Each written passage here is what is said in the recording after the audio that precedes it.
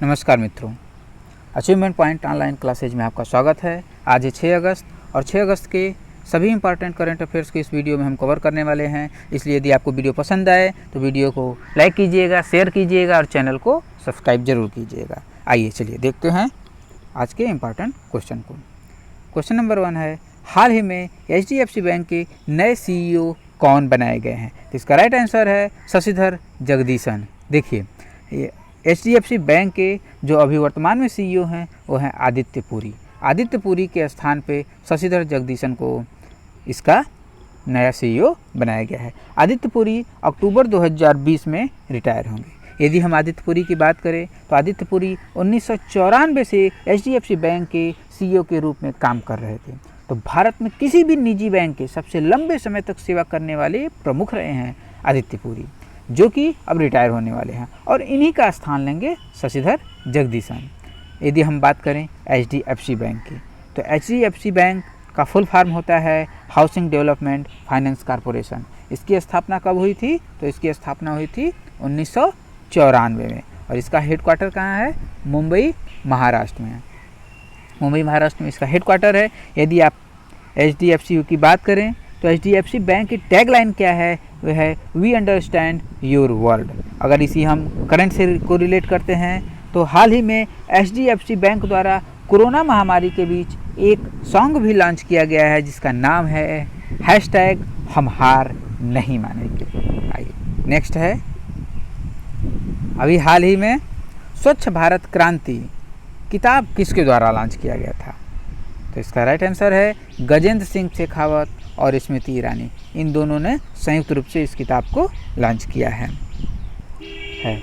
वर्तमान में गजेंद्र सिंह शेखावत क्या हैं? जल शक्ति मंत्री हैं और इनका लोकसभा क्षेत्र है जोधपुर राजस्थान। और स्मृति ईरानी अमेठी से सांसद हैं और ये हमारे देश की केंद्रीय टेक्सटाइल मिनिस्टर हैं। अब बात करते हैं स्वच्छ भारत मिशन की। तो इसकी जो स्वच्छ भारत क्रांति है ये स्वच्छ भारत मिशन का एक अंग है और स्वच्छ भारत मिशन की शुरुआत 2 अक्टूबर 2014 में किया गया था। और यदि हम बात करें अन्य ऑप्शन की तो प्रधानमंत्री नरेंद्र मोदी को अभी हाल ही में स्वच्छ भारत अभियान के तहत ही Bill and Melinda Gates Foundation द्वारा गोलकीपर अवार्ड भी प्रदान किया गया है। नरेंद्र मोदी ने अभी हाल ही में एक पुस्तक का विमोचन किया है जिसका नाम था डिजिटल नेशन और उन्होंने एक अपनी पुस्तक भी लिखी है जिसका नाम है एग्जाम वॉरियर्स। और यदि हम बात करें अमित शाह की तो अमित शाह ने अभी हाल ही में एक पुस्तक जो कि प्रधानमंत्री नरेंद्र मोदी पर आधारित है उसका नाम है कर्म योद्धा ग्रंथ, इसका भी हाल ही में इसको लॉन्च किया है। और एक और पुस्तक को जो कि हमारे देश के उपराष्ट्रपति एम वेंकैया नायडू ने लिखा है लिसनिंग लीडिंग एंड लर्निंग, उसका भी विमोचन अमित शाह जी के द्वारा किया गया है। नेक्स्ट है, हाल ही में गुयाना के नए प्रधानमंत्री कौन बने हैं? तो इसका राइट आंसर है मार्क फिलिप्स। देखिए, जो मार्क फिलिप्स हैं ये अभी हाल ही में गुयाना के नए प्रधानमंत्री बनाए गए हैं और पिछले वीडियो में हमने बताया था कि अभी हाल ही में गुयाना के नए राष्ट्रपति कौन बने हैं? तो उसका राइट आंसर था मोहम्मद इरफान अली, जो कि अभी हाल ही में गुयाना के राष्ट्रपति बनाए गए हैं। अब बात करते हैं गुयाना की। तो गुयाना की लोकेशन है दक्षिण अमेरिका महाद्वीप में और यहाँ की कैपिटल है जॉर्ज टाउन और करेंसी है गुयानीज डॉलर। चलिए आइए नेक्स्ट क्वेश्चन के ऊपर देखते हैं। नेक्स्ट क्वेश्चन है, अभी हाल ही में किस बैंक ने कोना कोना उम्मीद कैंपेन लॉन्च किया है? तो इसका राइट आंसर होता है कोटक महिंद्रा बैंक ने। अभी हाल ही में कोटक महिंद्रा ने कोना कोना उम्मीद कैंपेन लॉन्च किया है, जबकि हम लोग देख रहे हैं कि संपूर्ण विश्व कोरोना महामारी से प्रभावित है, इसलिए ऑनलाइन ट्रांजैक्शन को बढ़ावा देने के लिए सभी प्रकार की 100 से ज़्यादा सुविधाएं और कंपनियों को ब्रांड को इन्होंने इसमें प्रदान किया है, जिसके अंदर बिजली बिल से लेकर के पानी बिल से लेकर खरीदारी शॉपिंग से लेकर के सभी चीज़ों को इसमें जोड़ा गया है। अब यदि हम बात करें कोटक महिंद्रा बैंक की, तो कोटक महिंद्रा बैंक की स्थापना 2003 में किया गया था और इसका हेडक्वार्टर है मुंबई महाराष्ट्र में और इसके फाउंडर हैं उदय कोटक, जो कि CEO और MD भी तभी से उदय कोटक ही हैं इस बैंक के। 2003 से कोटक महिंद्रा बैंक के CEO उदय कोटक हैं। और यदि इसको करंट से कोरिलेटेड करें तो अभी हाल ही में भारतीय उद्योग परिसंघ के अध्यक्ष भी उदय कोटक को बनाया गया है। कोटक महिंद्रा बैंक की टैगलाइन है लेट्स मेक मनी सिंपल। और एक और करंट से इसे कोरिलेट यदि हम करते हैं तो अभी हाल ही में केवाईसी की सुविधा ऑनलाइन प्रदान करने वाला भारत का पहला बैंक कोटक महिंद्रा बैंक बना है। आइए चलिए नेक्स्ट क्वेश्चन देखते हैं। नेक्स्ट है हाल ही में विश्व कप विजेता बेनेडिक्ट होविट्स ने फुटबॉल से रिटायरमेंट का ऐलान किया है। ये किस देश से बिलोंग करते हैं? तो इसका राइट आंसर है जर्मनी। इसका राइट आंसर है जर्मनी। जर्मनी के विश्व कप विजेता 2014 में जर्मनी ने वर्ल्ड कप का खिताब जीता था और उस टीम के सदस्य थे बेनेडिक्ट होविट्स। इन्होंने अभी हाल ही में रिटायरमेंट लेने का ऐलान किया है। यदि अब बात करते हैं अच्छे खिलाड़ी की, तो अभी अगर इसको हम कोरिलेट करें तो यहाँ से पाएंगे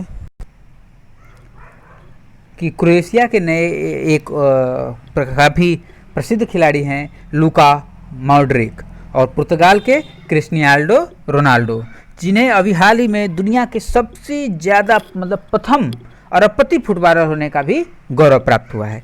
और अर्जेंटीना के प्रसिद्ध खिलाड़ी हैं लियोनेल मेसी। अब जर्मनी की बात करते हैं तो जर्मनी का लोकेशन है यूरोप में। जर्मनी का लोकेशन कहाँ पर है? यूरोप महाद्वीप में। और जर्मनी की जो राजधानी है वो है बर्लिन और यहाँ की करेंसी है यूरो और यहाँ के चांसलर हैं एंजेला मर्केल। आइए नेक्स्ट हम देखते हैं। अभी हाल ही में किस राज्य की पुलिस ने साइबर जागरूकता अभियान की शुरुआत की है? तो इसका राइट आंसर होता है तेलंगाना। तेलंगाना की जो सरकार है वहाँ की पुलिस ने महिला सुरक्षा विंग के रूप में साइबर की योजना की शुरुआत की है।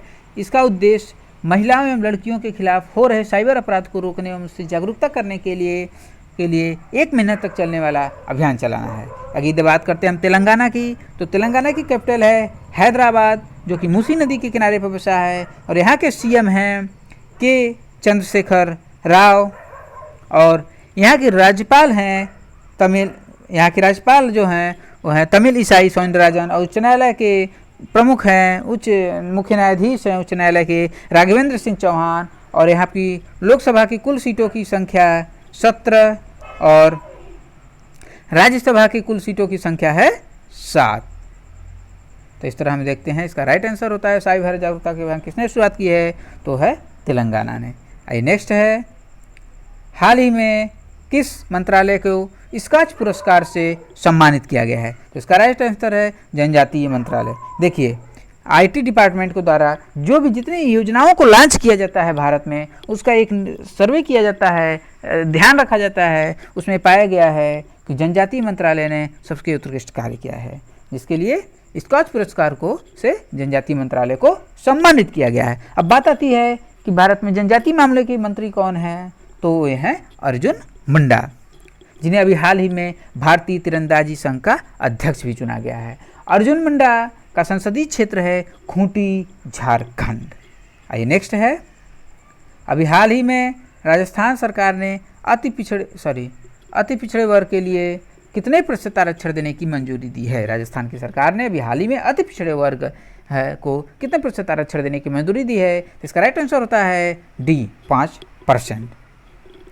देखिए न्यायिक सेवाओं में 5% आरक्षण देने की अतिरिक्त बात कही है राजस्थान सरकार ने और वहाँ पर पहले से ही न्यायिक सेवाओं में 50% महिलाओं को आरक्षण प्रदान किया जाता है। अतः इस तरह से कुल आरक्षण की सीमा हो जाती है 55%। अब बात होती है राजस्थान की, तो राजस्थान की राजधानी है जयपुर। यहाँ के सीएम हैं अशोक गहलोत और यहाँ के जो गवर्नर हैं वो हैं कलराज मिश्र और यहाँ के हाई कोर्ट की चीफ जस्टिस हैं इंद्रजीत मोहंती।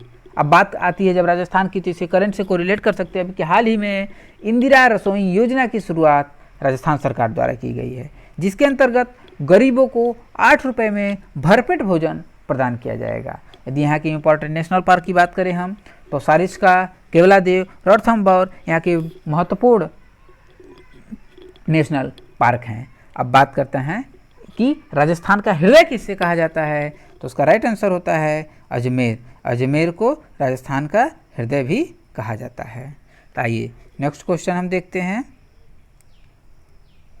5 अगस्त 2020 को राम जन्मभूमि की आधारशिला किसने रखी? ये एक ऐतिहासिक दिन रहा है, सभी भारतीयों के हृदय में बस गया है कि 5 अगस्त 2020 को राम जन्मभूमि की मंदिर की आधारशिला किसने रखी? तो इसका सही आंसर होता है नरेंद्र दामोदर दास मोदी।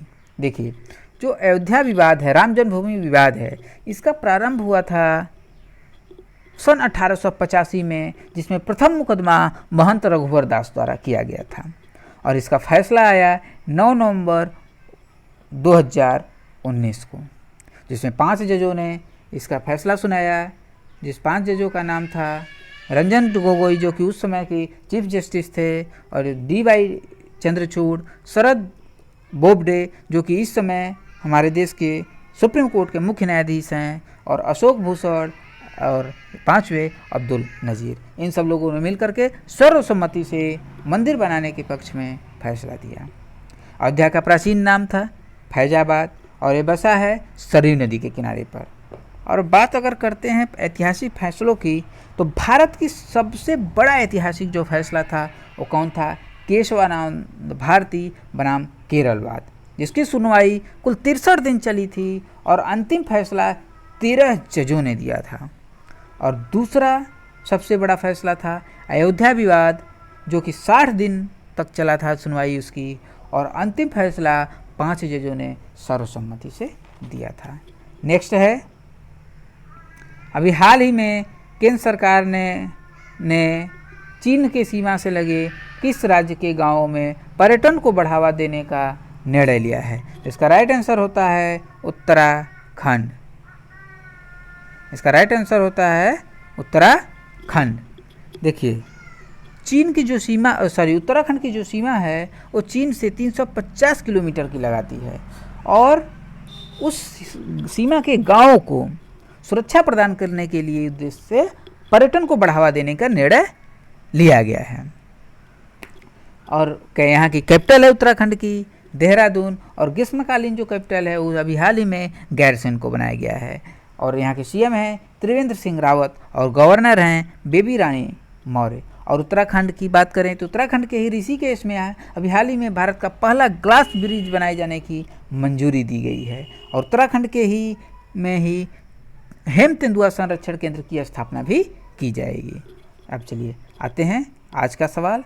आज का सवाल है कि हाल ही में SBI जनरल इंश्योरेंस के MD और CEO कौन बने हैं? इसके 4 ऑप्शन हैं, PC कांडपाल, पूषण महापात्रा, अश्विनी कुमार तिवारी और रमेश बाबू, जिसका आंसर आपको सही आंसर कमेंट बॉक्स में कमेंट करके देना है।